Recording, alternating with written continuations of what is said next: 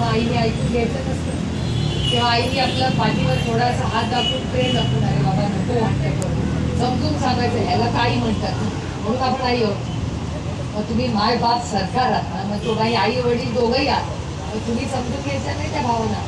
जर पहिल्याच दिवशी बलात्काराची नोंद घेतली असती आणि त्या माणसाला अटक झाली असती आणि पोलिसांनी त्या आई वडिलांना थांबवलं नसतं, आंदोलन झालं असतं का?